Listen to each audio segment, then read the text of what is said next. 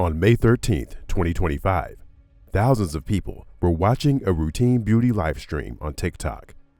23-year-old Valeria Marquez was in her salon in Zapopan, Mexico, doing what she did almost every day, connecting with her followers, sharing beauty tips, and living her dream as a successful digital influencer. Then, someone delivered a gift to her door, a stuffed animal, a bag of Starbucks coffee. She smiled at her viewers and said, "Here's a little piglet," as she unwrapped the toy. Moments later, Valeria Marquez was dead, shot multiple times, on camera, while thousands watched in real-time horror. The live stream didn't end immediately. The world watched as blood pooled at her desk. As another person picked up her phone, their face briefly flashed across the screen before the feed finally went dark. But here's what makes this story even more chilling. Just minutes before her murder, Valeria had expressed fear on that same live stream. She had said the words that would haunt everyone who heard them. Maybe they were going to kill me.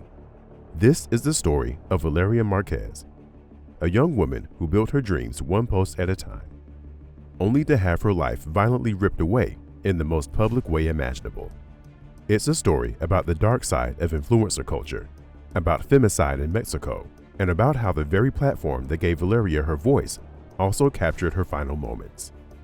To understand what happened on May 13th, we need to go back to the beginning.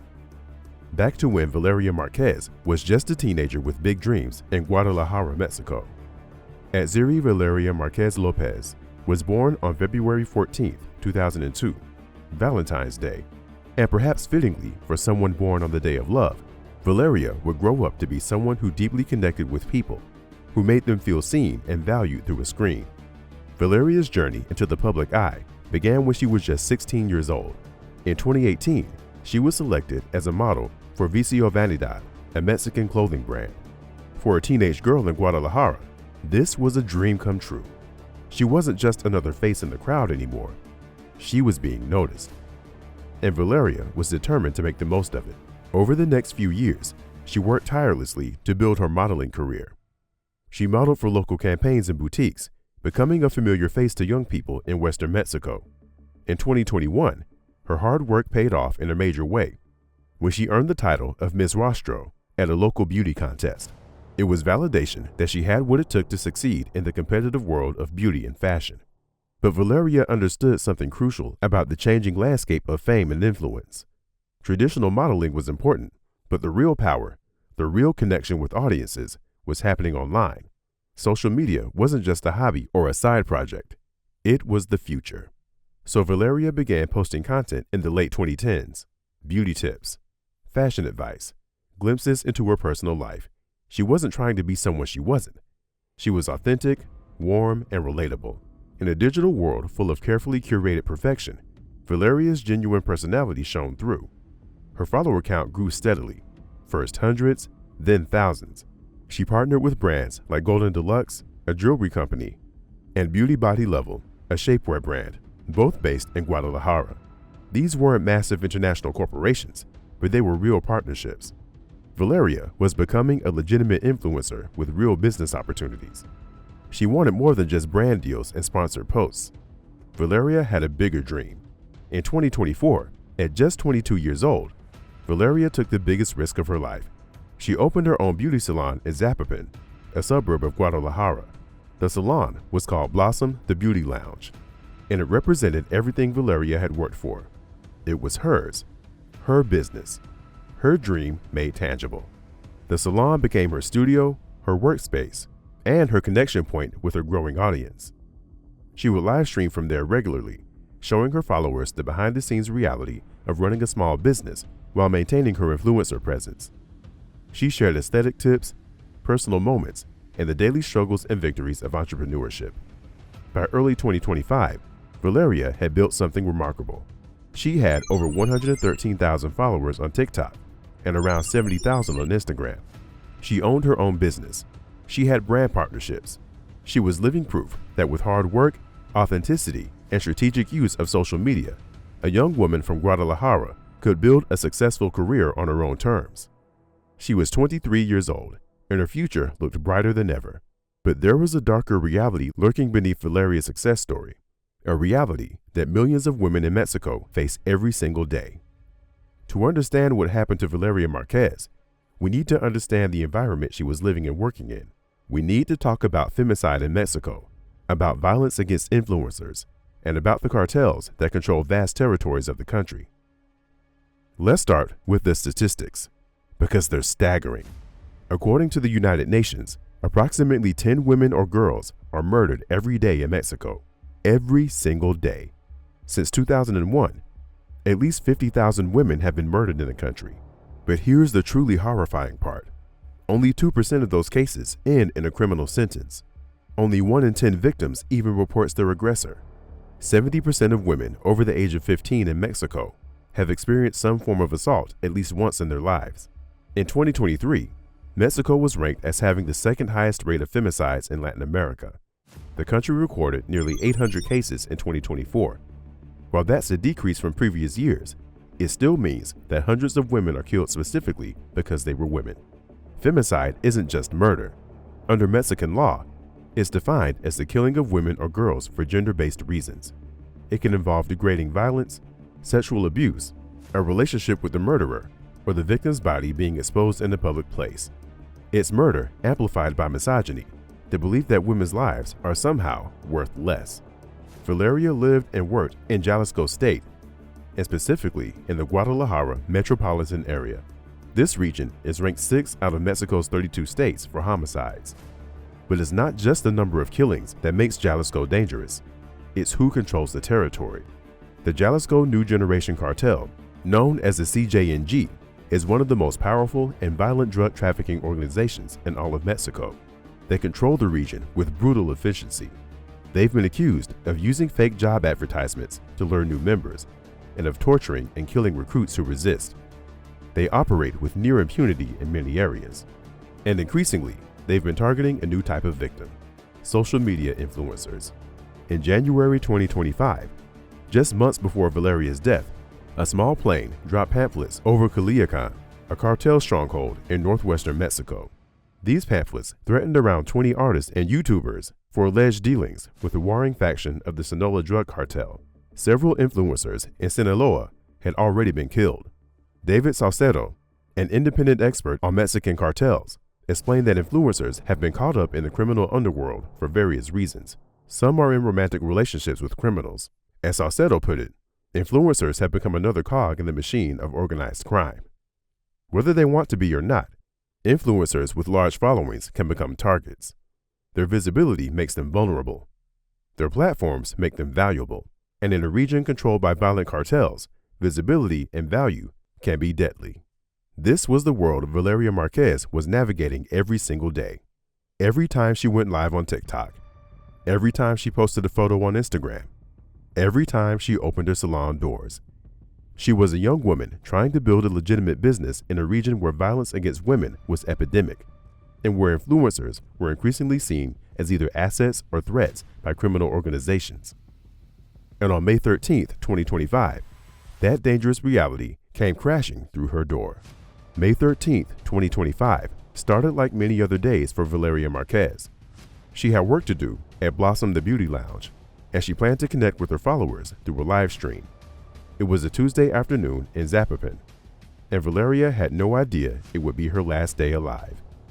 But something strange happened earlier that day, something that should have been a warning.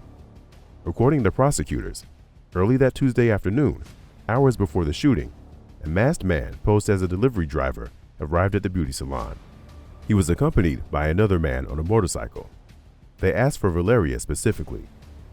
According to a woman who was working in the salon, these men said they had a very expensive gift for Valeria that they had to deliver in person. They insisted on waiting for her, but Valeria wasn't there at the time. When Valeria arrived later and heard that people had been looking for her with a gift that needed to be delivered personally, she didn't react with excitement. She reacted with fear. And she expressed that fear directly to her live stream audience. "I was doing some things today," she told her viewers, "and Erica called me and said, 'Hey babe, they're bringing you something, and I don't know what, but they want to give it to you.'" It's unclear who Erica is, but what happened next is chillingly clear. Valeria continued, "I said, 'Oh, I'll be there in about an hour.' and the delivery guy said, "I'd better wait for her because it's really expensive." Then she asked a question that hangs heavy with hindsight. "Who's going to give me something?" And then came the words that would be replayed in news stories around the world. Maybe they were going to kill me. Were they going to come and take me away or what? I'm worried. Think about that for a moment.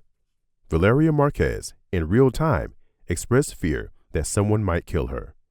She said it out loud to thousands of people watching her live stream, and she said it just minutes before someone actually did kill her. Why didn't she leave? Why didn't she call the police? These are questions that many have asked, but the answers are complicated. Valeria was a business owner. She had responsibilities. She may have convinced herself that she was being paranoid. She may have felt trapped by her obligations. She may have believed that saying her fear out loud would somehow protect her, that being on camera would keep her safe. She was wrong. Later that afternoon, someone arrived at the salon door with a delivery. This time, Valeria was there. The live stream was running. Thousands of people were watching. The person at the door gave her a stuffed animal, a small pig, and a bag of Starbucks coffee. Valeria returned to her camera, unwrapped the stuffed animal, and smiled. "Here's a little piglet," she exclaimed, tossing her blonde hair over her shoulder. She was trying to be normal, to continue her content, to engage with her audience. Then, according to various accounts of what viewers saw, things happened very quickly. Valeria was heard saying, "They're coming." A voice off screen asked, "Hey, Vale." Valeria replied, "Yes."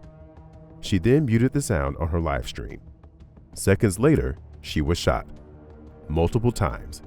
At least once in the chest and once in the head, according to autopsy reports. The live stream kept running. Viewers watched in horror as Valeria grabbed her chest and stomach before collapsing in her chair. Blood began pooling on the desk in front of her.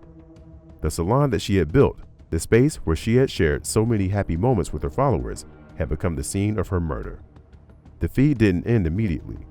Another woman briefly appeared on camera, her face showing just for a moment before she picked up Valeria's phone. Then finally, the live stream ended. Valeria Marquez was pronounced dead at the scene. She was 23 years old.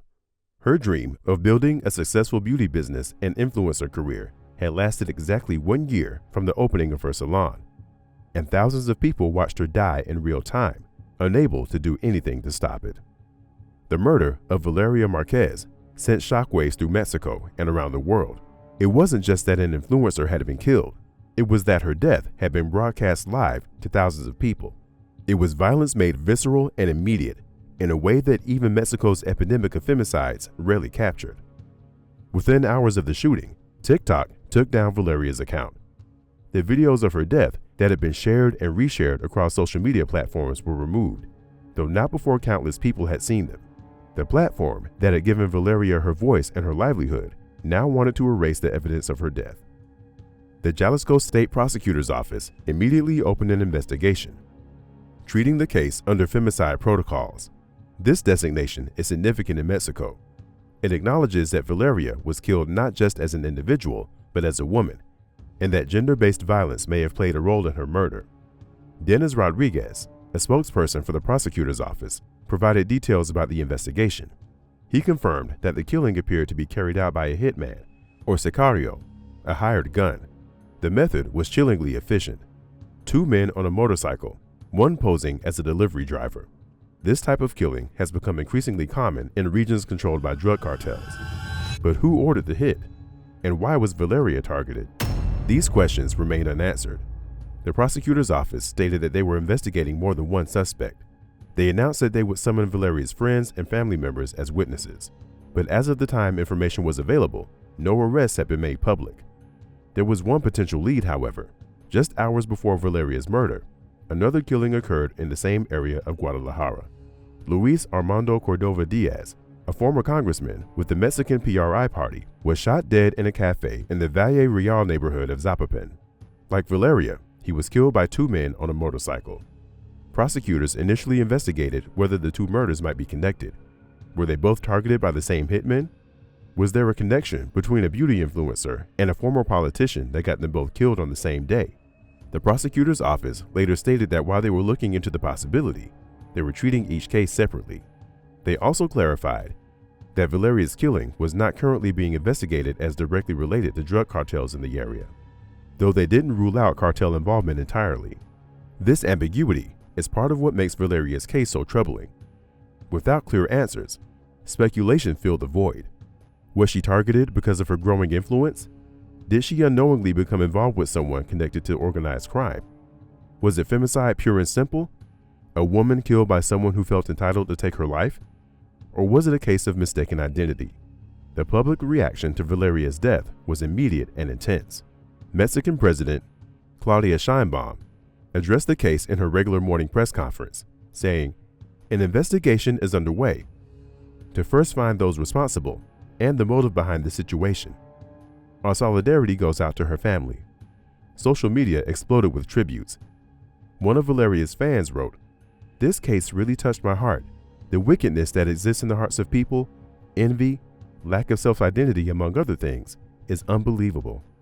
Another posted, "This is awful." Her videos on social media were very inspiring. But beyond the personal grief and shock, Valeria's death sparked a larger conversation about the dangers facing women in Mexico, particularly those with public profiles. One of Valeria's fellow influencers, known only as Frangie, captured the horror many felt. "It's incredible that one minute you're making a video and then you're murdered. A femicide is the worst thing." On May 15th, 2 days after her death, Valeria's funeral was held at the St. Bernard of Clairvaux Parish in Guadalajara. Friends, family, and fans came to pay their respects. The church was filled with grief, anger, and bewilderment. Soon after her burial, people left tributes of flowers outside Blossom the Beauty Lounge. The salon where Valeria had died became a makeshift memorial, a place where people could express their sorrow and their rage at what had been taken from her. But even in death, Valeria couldn't find peace. Sometime after her burial, vandals desecrated her tomb. The details of this vandalism were not widely reported, but the fact that it occurred adds another layer of cruelty to an already unbearable tragedy. Even her final resting place couldn't remain untouched by violence. The investigation continued, but as weeks and then months passed, no major breakthroughs were announced. This is depressingly common in Mexico, where the vast majority of murders, especially femicides, go unsolved. The systems that are supposed to protect women and deliver justice are overwhelmed, underfunded, and sometimes complicit in the very violence they're meant to prevent. Valeria Marquez became another name on a list that grows longer every single day. Another young woman whose life was stolen. Another case where justice seems frustratingly out of reach. Valeria Marquez's death cannot be understood in isolation. It's part of multiple interconnected crises that are tearing at the fabric of Mexican society. The epidemic of violence against women, the targeting of social media influencers, and the pervasive power of drug cartels. Let's start with femicide, because this is the context in which Valeria lived and died. Mexico has one of the highest rates of femicide in Latin America. According to the United Nations Economic Commission for Latin America and the Caribbean, Mexico shares the fourth highest femicide rate in the region, tied with Paraguay, Uruguay, and Bolivia, at 1.3 deaths per 100,000 women in 2023. But statistics only tell part of the story. Behind every number is a woman like Valeria, someone with dreams, with people who loved her, with a future that was violently stolen. Amnesty International reported that in 2020, a quarter of all female killings in Mexico were investigated as femicides. That means that 3/4 weren't. How many women died in circumstances that should have been treated as gender-based violence, but weren't? How many families were denied justice because the system refused to acknowledge what really happened? The femicide crisis in Mexico is rooted in deep cultural and systemic problems. It's about machismo culture that devalues women's lives. It's about corruption and impunity that let killers walk free. It's about economic inequality that makes women vulnerable. It's about a justice system that fails survivors and victims again and again. Just days before Valeria's death, another woman was shot during a live stream. She was a mayoral candidate in Veracruz State, killed alongside 3 other people. Her death barely made international news because violence against women, even women in politics, is so common in Mexico that it rarely breaks through the noise. But Valeria's death did break through, and there's a reason for that: influencer culture. Valeria wasn't just a woman who was murdered. She was an influencer who was murdered while actively influencing. Her death was broadcast to thousands of people in real time. It was the ultimate collision of the digital age and ancient violence. It was intimate and public at the same time. It was unavoidable and immediate in a way that most femicides aren't. This brings us to the second crisis, the targeting of influencers. As social media has exploded in Mexico, so has the vulnerability of those who use it to build careers. Influencers have large platforms, often loyal followings, and sometimes significant income. This makes them valuable and dangerous. David Salcedo, the cartel expert, explained that influencers have become entangled with organized crime in many ways. Some are coerced into laundering money.